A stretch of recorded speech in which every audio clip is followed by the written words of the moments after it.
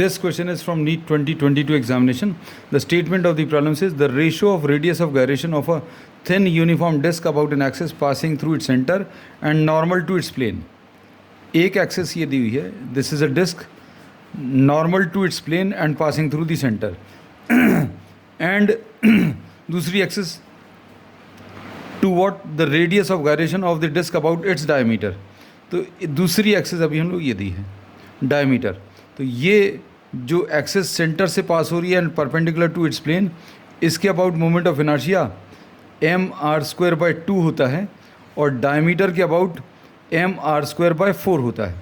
Disc को अभी हम लोग ऐसा भी ड्रॉ कर सकते हैं, this is a disc which is lying on the plane of the paper and this is the diameter.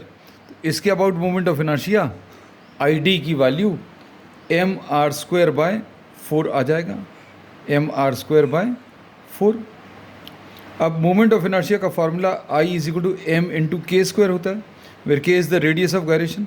तो k² की वैल्यू I/m आएगा. इससे k की वैल्यू √I/m आएगा.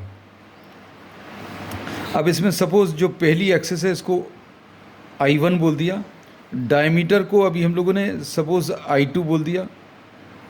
तो अब इसमें K1/K2 अगर निकालना तो K1/K2 will be equal to √I1/m upon √I2/m, ऐसा कुछ आएगा. m मास तो सेम रहेगा दोनों ही केसेस में क्योंकि डिस्क सेम है. तो K1/K2 विल बी √I1/I2.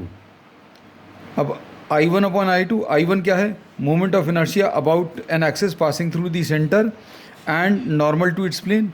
तो ये mr²/2 है अपॉन I2 क्या है? This is the moment of inertia about the diameter. तो डायमीटर को इसको अभी हम लोग I2 बोल दे रहे हैं. This is mr²/4. अब mr² और mr² कैंसिल होगा, 4 ऊपर चला जाएगा, 2 नीचे आ जाएगा, 4/2. So this will be √2/1, which is √2 is to 1, and this is given in the first option.